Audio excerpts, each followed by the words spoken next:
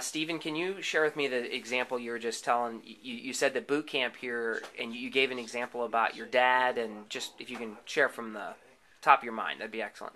Sure. Last night driving home, I was speaking with my dad about some of the things that I had learned in boot camp, and my dad was able to grasp what I was talking about, which was really good because it shows that I have a very good grasp of what I'm learning here in boot camp, and and how to explain it to somebody who really does not have a business sense. So if someone without a business sense can understand what I'm talking about, then that means that I'm learning and I'm able to process what I've learned into something that can be better done in layman's terms. And my dad's like a business experience, and he's a very bright man. My father's a retired Delaware River pilot, and his job was to get on the ships at the Cape and guide them up the Delaware River to Philadelphia or various ports along the river safely. And one of the things that my father had always imparted to me as a child, as part of his job, is that when a foreign ship comes into port, you climb up the ship, you go up to the bridge, and you meet the captain for the first time. This is a foreign captain who, there might be some language barriers. He's nervous because he's got a large ship with a very valuable cargo, and he's drawing 40 feet, and the channel's only dredged out to 45 feet. So he's only got from up to about here between the bottom of his ship and disaster. Right. If he strikes the bottom of the river.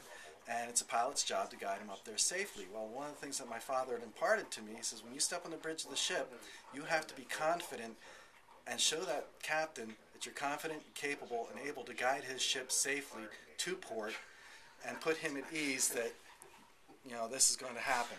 And I liken that to this sort of business, that when you walk into a prospective client, he's the nervous ship captain.